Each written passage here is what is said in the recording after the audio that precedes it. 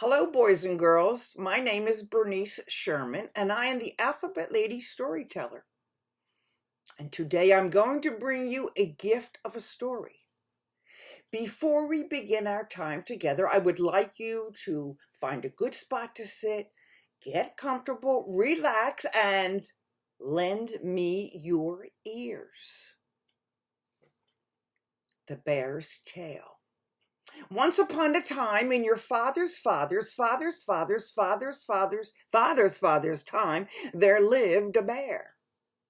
Now, if you've seen pictures of a bear, or maybe you heard a good story with the bear, or even a movie, you will see that the bear does not have a tail.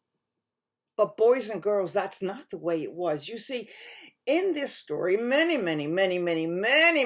years ago, the bear had a tail. In fact, it was the most beautiful tail you have ever seen. Why, it was big and it was bushy and it was shiny and it was smooth and it was lustrous. And that bear would walk around with that tail way up in the air. He would strut his stuff. He thought he was one cool dude. Now, this story takes place in the middle of winter. And it's very cold. There's a lot of ice and a lot of snow. Boys and girls, I have to tell you that as much as that bear loved his tail, he loved one thing even more. He loved fish. He loved fish. What did he say? Can you say it with me? He loved fish. Why, that's all he ever thought about. Now, at this time, there lived a fox. Now, all the animals knew about the fox. You see, the fox was a trickster. He loved to fool the other animals. And one day, he was out and it was cold, and he saw that bear moving around, and he knew what the bear was looking for. And the fox said, "Hey, howdy, Mr. Bear, how you doing?" "Not so good." "What's the matter? What's the matter?" said the fox. "Can't find any fish." "Why is that? Why is that?" asked the fox. "Well," he said, "everything is frozen. It's ice, and this is my favorite lake. I love to come here. I get the best fish, and I can't get it." The fox interrupted him. "I can help you. I'll get you the best fish you ever had." Why, boys and girls, the bear knew that the fox was a trickster, but he loved, what did he love? He loved fish, and he needed that fish. So he said, okay, can you help me? I'll do what you say," he said to Mr. Fox. "Oh, I'll be glad to help you. I'll tell you what to do. You're going to go down by that lake, just where you are there, and I know it's frozen solid, and I'm going to get my saw. I have the best saw you ever saw. It's sharp, and I'm going to put that saw in that frozen ice, and I'm going to cut a great big chunk of ice.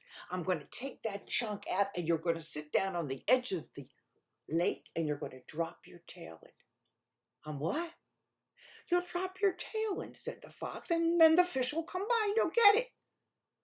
"Oh, no, I don't Oh, never mind. That's what you want. See, wait a minute. Okay, I'll do it. You see, boys and girls, you know how much the bear loves the fish. So he said, okay, I'll do what you tell me to do." The fox turned around and he was laughing to himself. Go, "Ha, ha, ha. This is the time I play my trick on the bear." So the fox said, "Okay, that's a very good spot. You sit down. I'm going to go back by that tree and I'm going to watch. And I can see, I know when the fish comes by, and I will shout, 'Now!'" What's he going to shout, boys and girls? He's going to shout, "Now!" And then you're going to pull your tail out of the water.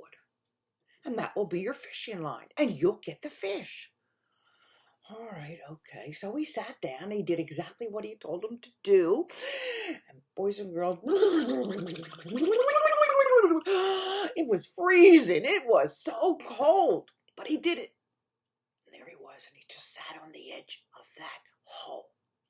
And the fox went back by the tree and he waited, and the fox waited and waited, and the fox waited some more. And then he thought, I'm not staying here. Forget it. It's too cold. I'm going back to my den. I'll have a good night's sleep, and tomorrow I'll come back. So the fox went home. He had a good night's sleep. And the next morning he woke up and he thought, oh, I better go back. I better go back and check on the bear. But when he got back to the spot that he knew was the spot, and he looked around, and he looked around, and wait a minute, he thought, well, where's the bear? And then he heard,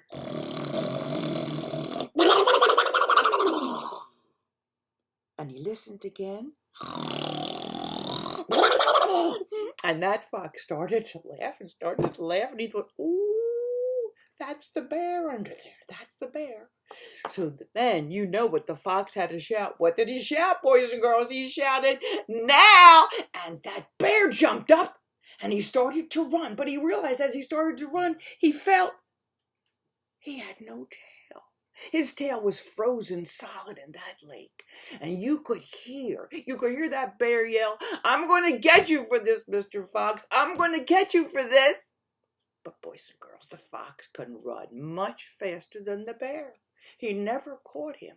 But if you go to the zoo and you look at the bear and you hear him moaning and groaning, it's all because of the loss of his tail. And that, my dear children, is my gift to you. Well, thank you so much for listening. Please join me again. Tell your friends. Hit like and subscribe. And once again, thank you for lending me your ears. Goodbye.